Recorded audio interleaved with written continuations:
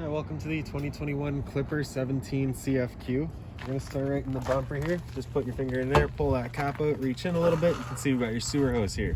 So once this guy's fully extended out, it is about 20 feet long. Just take note of those two ears in the adapter there. That's how it'll attach to your sewer system. Storing it in the bumper here is just going to help keep any sort of stench out of the trailer. Just keep things a little bit cleaner for you. All right, so just pressing that bumper cap back into place.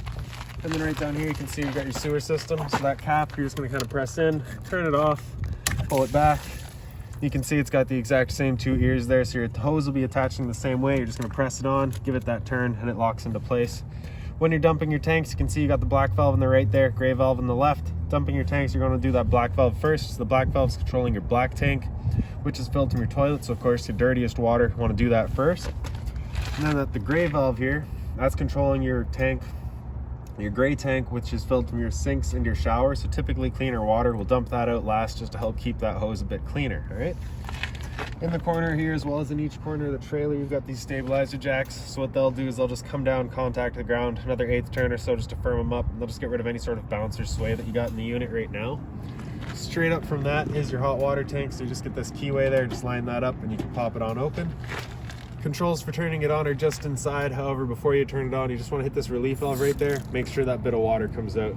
That bit of water coming out is just letting you know it is full. It is safe to fire it up, and you're not going to damage anything by doing so. Like I said earlier, your switch for turning it on is just inside. Once we get there, I will go over a reset procedure, and the button that I'll refer to is just right here. All right? So close that back up, lining up that keyway, lock it back down, and that's that. Right here, you got a cable and satellite inlet, so you're just going to take a coax cable, plug it into there, tighten it down, and that'll fire up at your TV location. Beside that, we've got your shore cord, so pull that on out. You can see you got a 30 amp end right there. Most campsites you're going to have that. You can plug straight on in, and you're good to go. Here, you can see we also give you this park adapter here, so your 30 amp end will plug into that. It'll also go down to a 15 amp outlet. So if you're looking to plug in at home, run your fridge, or charge your batteries, you got the power to do so. So we're going to do that here today, just because we don't have access to the 30 amp right now. So we're just going to plug it in, and that's that. Right up top here, you just got that little fresh water port, so you're just going to unscrew that cap. It comes on off. You can take your water hose, stick it into there, and that'll fill up your freshwater tank. Below that is your city water connection, so your same water hose will plug into there, turn on that water, and that'll pressurize the water lines throughout the unit. For draining your freshwater tank, just right down here, right in the back, you get that one little plug there. You're just going to unscrew that, and that'll drain out your tank for you. Towards the front, we just got the storage compartments here, so it does see straight through to the other side. We do also provide you with a water hose that'll fit into all your fittings there. And just in a little bit here, just got this jack for running your stabilizers in the back there. Right. Close that back up to the front. So inside this little black box there is your battery. So as long as you're plugged in through that short cord in the back or through your 7-pin into your tow vehicle, that battery is charging for you. Propane tank, so standard barbecue style, just turning that valve to open it up. Standard tongue jack in the front, one way's up, the other way's down. On the side here, you just get this this Zamp solar plug-in. So you just take a 2-prong plug, it'll plug into there and charge your batteries to run all of your 12-volt accessories. And then right here is just the other end of your storage compartment. Back a little bit. That there's the exhaust for your furnace. So if you're ever running your furnace, you just want to make sure nothing's blocking that. It does get hot. Little GFI protected outlets. If you want coffee or toast outside, you got the power to do so. That's a vent for your fridge as well as the one down below it. Nothing back there for you to worry about. Right up here is the vent for your stove. So of course, propane stove, whenever you're using it, is putting off fumes. So you just want to make sure that this flap here is open and the fan inside is turned on so that you're evacuating all those fumes. Once you're done and ready to go traveling again, you just kind of press it back into place and it clicks in. In the back, you got that leash link there. You can just tie the dog down or whatever. All right. And then your low point drains here. So on the left, you got that blue. On the right, you got the red. So that's cold water, hot water. You're just going to loosen off that cap, and that'll drain out the water lines throughout the unit. And in the back, you just got your spare tire, as well as the pre-mount for your observation camera if you would like to go that route. So for your porch light, just hit that switch there, turns it on. Right, simple. And just pull that back. And for your steps, you're just going to move that handle either way. It undoes it. You can flip your steps on down. And then when you come on inside, You can see right down at your entrance there, you've got your fire extinguisher. So standard, pull the pin, point, and shoot. And right up top here, you've got all of your switches. All right, so the center right here, got that ceiling light. It does all of your ceiling lights throughout the unit. In the center is your water pump. Turns on your water pump, drawing out of your freshwater tank to pressurize your lines. And then on the left is your water heater. So this is going to be what's turning it on with propane. Hit that right there, you get that little red light up top, letting you know the ignition sequence will start. Once that light goes out, the ignition sequence has started, and it'll try starting 3 times. If it doesn't fire after that 3rd try, it's just letting you know it hasn't fired up. At that point, you'll be going out using that reset button that we'd shown you.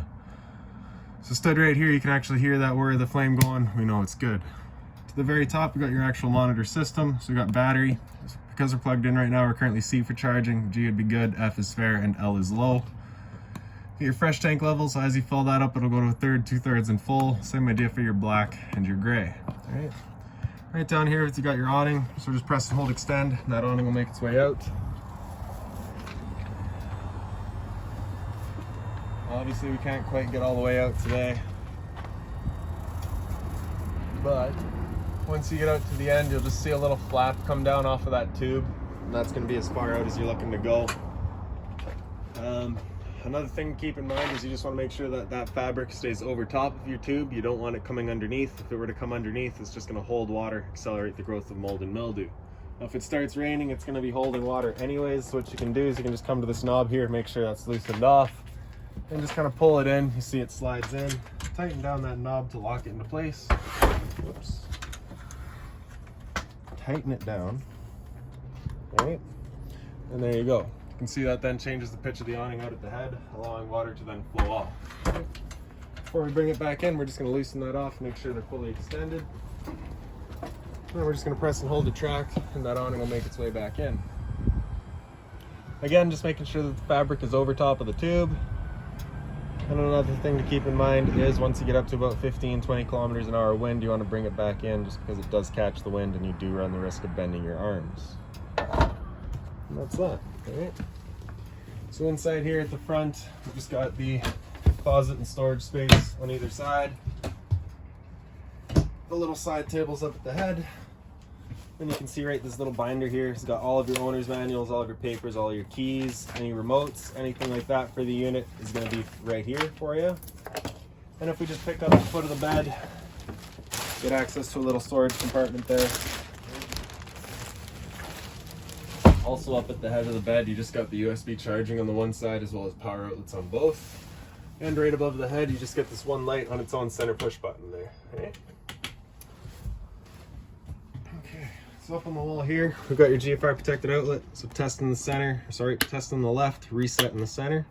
If you ever have an outlet that doesn't work, it's a good thing to come and check. Above that, we've got your thermostat, so that's running just your furnace. So on the top there, you get that little slider. Move it over to the right a bit and you can hear that click. Move it all the way over.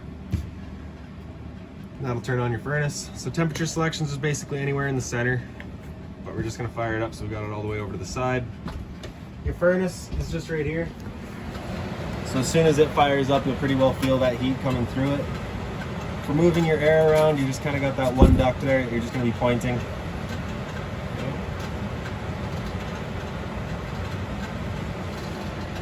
That's that. Once we're done, you just slide it all the way over to the left until you hear it click, and that's that. Right up top here, you just get that one light, a little bit of storage up above as well. We have this empty cabinet with the plug-in up top there, so if you wanted a microwave, you slide it right in here. Below that, we've got your range hood. So this fan right here is the fan that you're going to be using to evacuate your fumes, right? You also got a light here. For your stove, we're just turning it over to light, hitting it with a lighter. You can see she fires right up. Okay. Below that's your fridge. So you just get these controls right across the top there. So on the left is your power button with it in is turned on. On the right, you've got your source selection. So with it on auto, it's first going to use AC power. So because we're plugged in right now, it'll run off of that. If we were to unplug the unit, or if it were to lose AC power for some reason, it'll automatically switch over to gas, firing up on propane. If you're looking for it to run solely off of the gas, have that button come out, and it'll run just on the gas. If you get that check light there coming on, it's just letting you know it hasn't fired up. So at that point, you'll just be turning it off and back on to reset it, all right? Little thumb latch there, so just make sure you press that up, and then you can open up the door. You get your freezer section up top. and then the fridge the rest of the way. A little bit of storage below your sink as well. The sink just has the hard cover there. And into your dinette, or above it at least, you've got a bunch of storage here. In the one dinette seat, you just got that little black box down there. That's a propane detector. So propane's heavier than air. It sits on the floor. This guy detects it and starts going off just like your smoke detector. As for your smoke detector, it's right by your entrance here. Up on this wall here is a TV backer. So if you wanted to mount a TV, it's going right there. Power outlet for it, antenna and satellite outlet for it as well.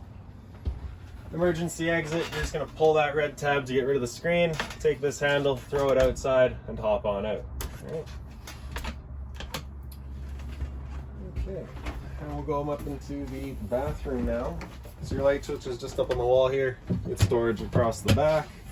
So that chemical sample right there is just for down your toilet. So the first time you use your toilet, you're just gonna take that whole bottle, pour it down there, and that'll just help degrade and break down anything that's in there that might be causing a smell. Hot and cold water, of course. Back here, we've got your GFI protected outlet. So testing the side, reset in the center there. All right. This GFI outlet does the road side of the vehicle. This GFI outlet does the curb side of the vehicle. All right. And we just got the storage down below. Just do be mindful when you're using this storage compartment here, you do have your drains and your water lines right there. Your toilet, just get that foot lever down the center there. Right above my head we got a roof vent, so you just take that one handle, turn it to open it up, and that's that. And then your shower, you get the standard head, the hose, hot and cold water of course, and that's about that. All right. So if you got any other questions on the unit, please, oh sorry, air conditioner, right above my head here. So you just get these two different fan settings, all right? So you got low fan and low fan again. I wish I could tell you why. After that, you get your high fan, so that's just moving air, there's no cooling involved there. And then we'll come into low cool, so that'll use your low fan and use cooling. All right, same idea for your high cool. And then with your air conditioner, you basically just got the louvers on either end here, you can close that off. Choose where you want the majority of your air going, and that's that. In the back here, you do have that temperature selection. So that would be if the unit were to be installed a heat pump with it. This does not have a heat pump with it, so we're just going to leave that on cold. All right. We do have a dedicated furnace, no point to the heat pump. All right. So that's it for the unit. If you've got any other questions on the unit, please feel free to give us a call, 204-237-7272.